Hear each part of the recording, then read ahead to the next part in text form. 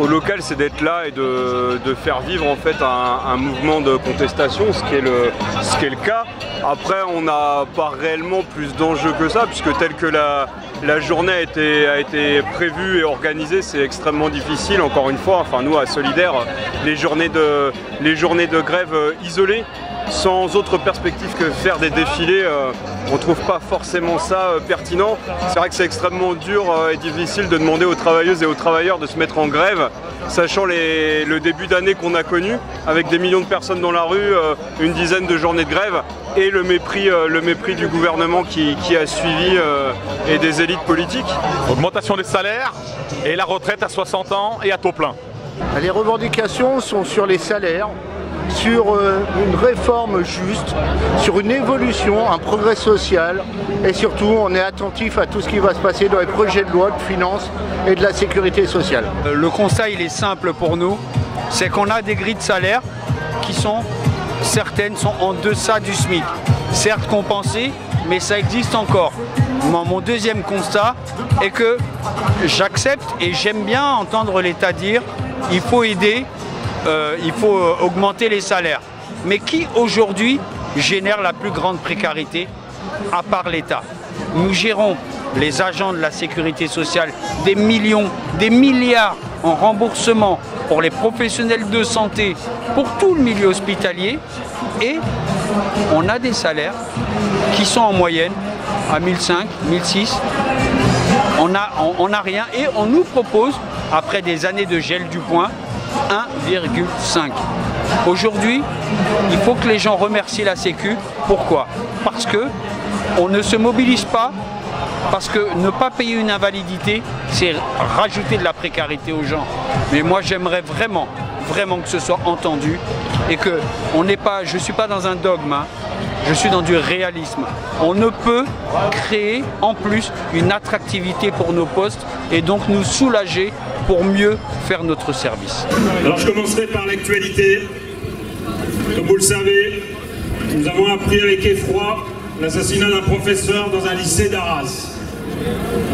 Face à la terreur, nos pensées vont à ses proches, ses collègues et aux élèves, ainsi qu'aux 2 blessés. Nous appelons tout le pays à se mobiliser pour protéger son école. Au nom de l'intersyndicale, je vous propose de faire une minute de silence.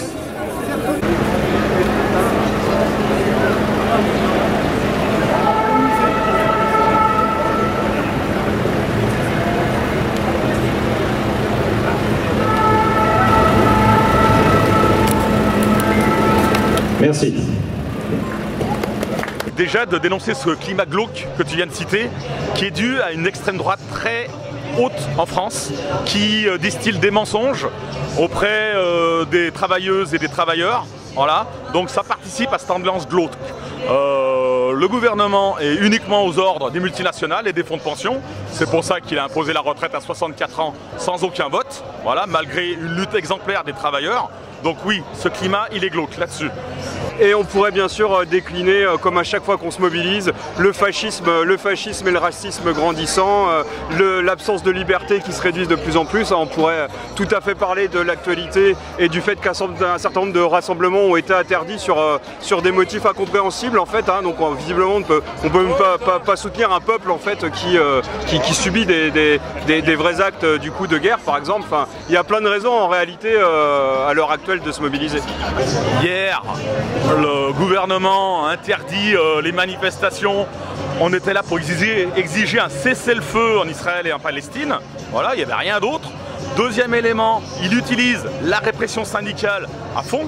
Voilà, nous, on a plus de 1000 militants CGT qui sont convoqués, ou en garde à vue par les gendarmeries ou les commissariats ou auprès de la justice. Voilà, on veut quand même citer le code à dirigeant de la Confédération convoqué par une gendarmerie.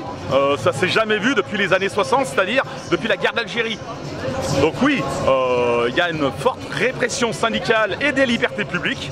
Voilà, je n'irai pas plus loin sur ce qui s'est passé suite cet été, enfin au mois de juin. Voilà.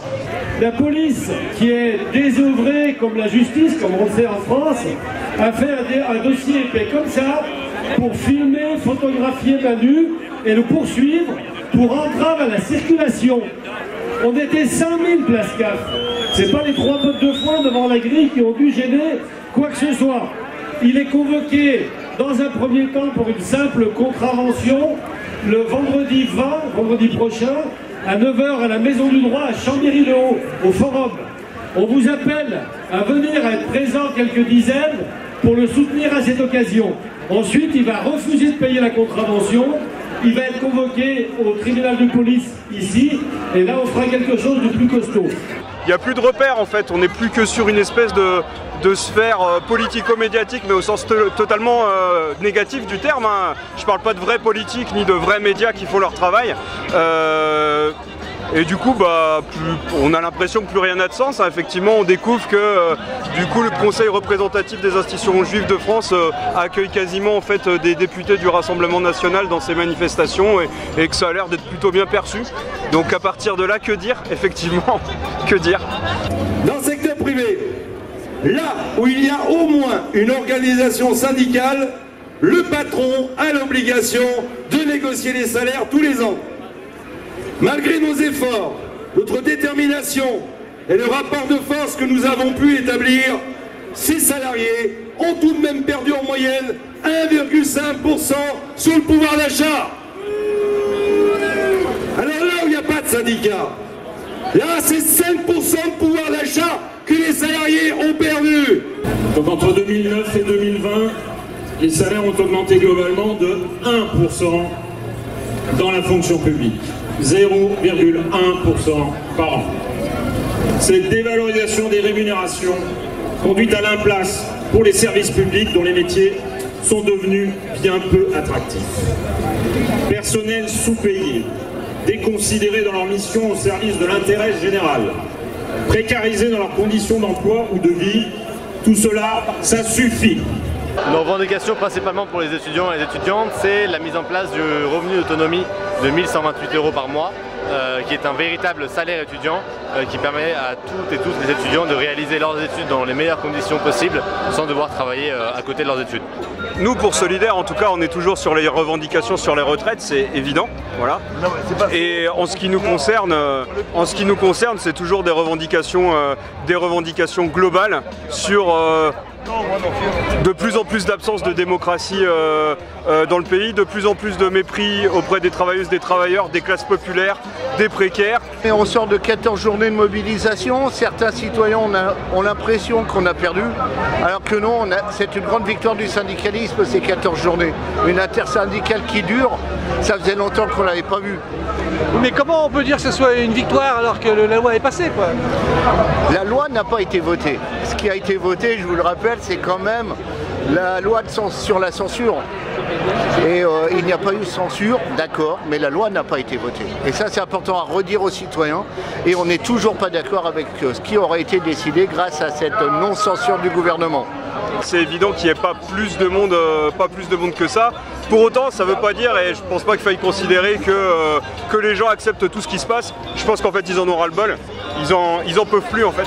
Ils en peuvent plus et du coup, la contestation devra passer par d'autres sorts, tout simplement. Au passage, c'est la preuve que là où les organisations syndicales sont présentes, eh bien ça marche. Et le boulot, il est fait. Dans le secteur public, là, le patron, c'est le gouvernement. Pour vous donner un ordre d'idée de l'ampleur du génocide. Oui, c'est un génocide. Ils sont en train d'exterminer les fonctionnaires dans le pays. On va observer qu'on demande beaucoup d'efforts et toujours au même. Sur les retraites, sur la santé, sur l'indemnisation chômage. Et il est peut-être temps de dire qu'il est fini le temps de la déconstruction du modèle social français. On est plutôt dans une époque où il faut le reconstruire, le renforcer pour aider justement à intégrer mieux, pour aider à faire société et à faire nation. Les 20% d'augmentation des produits alimentaires, qui c'est qui les subit? C'est les travailleuses. Et les travailleurs, bien entendu. Pour nous, la stratégie, elle est claire. On fera rien sans les travailleurs. En ce moment, on a eu des luttes gagnantes. Pourquoi? Parce que c'était l'ultra majorité des ouvriers qui étaient en grève.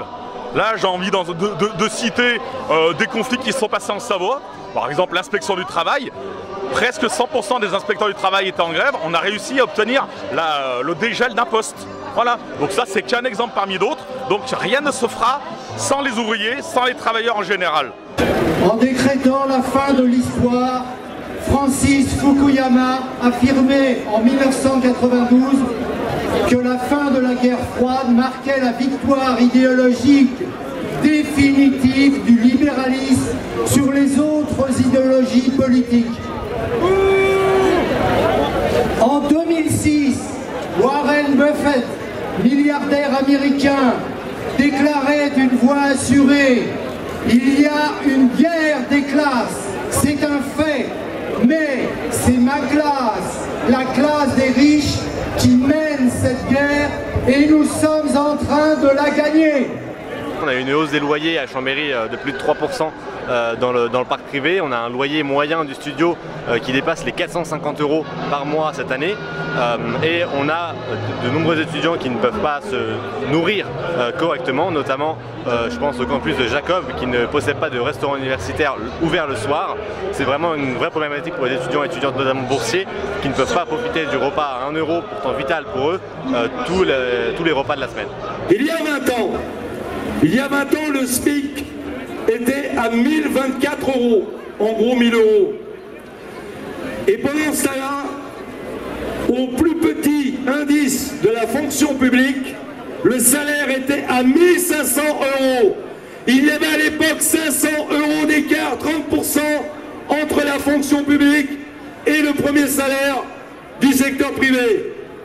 Le SMIC, entre-temps, a augmenté de 64% en 20 ans, alors que dans la fonction publique, il a rampé difficilement de 11,4%.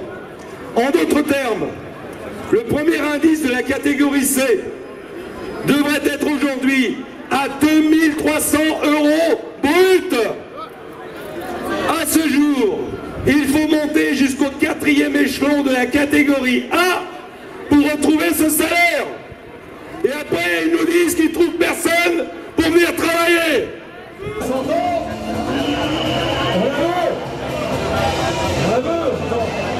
La retraite à 64. La retraite des morts. La retraite à 64. Les gouvernements de ces dernières années ont consenti des revalorisations au coup par coup, métier par métier, sans vue d'ensemble, dans le but d'imposer des primes et des indemnités, dans le but de maintenir les premiers indices des catégories C et B au niveau du SMIC. Les conditions de travail et d'accueil dans les services publics ne cessent de se dégrader. Les droits des demandeurs d'emploi n'en finissent pas de régresser. Sans oublier la réforme de retraite entrée en vigueur au 1er septembre, un match forcé. Nous avons besoin d'autres orientations sociales, d'un autre modèle social. Une meilleure répartition des richesses doit en être le moyen. Une fiscalité plus exigeante pour les plus hauts revenus permettra également d'avancer vers plus de justice sociale et plus de solidarité en direction des plus fragiles. Il y a une solution radicale, remettre en route ce que le gouvernement avait abrogé en 1982 et qui durait depuis 1953. Il s'agit de l'échelle mobile des salaires. La loi sur l'échelle mobile des salaires permet d'indexer automatiquement toutes les grilles de salaires publiques et privées sur l'inflation. Ensemble, luttons contre l'austérité. La FSU se bat pour imposer une toute autre logique et de gagner un changement complet de politique salariale, renouant avec les principes qui ont fait la grandeur de la fonction publique et reconnaissant celle de ses métiers. C'est d'un plan d'urgence dont la fonction publique a besoin pour rendre leur sens aux rémunérations et aux missions qui font le service public. Nous demandons à sortir de l'impasse de la rigueur et du poison de l'austérité. Des révoltes éclatent dans le monde entier. Elles n'attendent qu'une étincelle pour se transformer en révolution. Le capitalisme financiarisé, plus barbare que jamais, devient un capitalisme dystopique qui a perdu tout sens des réalités. Il nous a déjà entraînés dans un cercle infernal de bouleversement climatique et de pollution généralisée. La nouvelle gestion du monde ne pourra être que l'œuvre des travailleuses et des travailleurs eux-mêmes.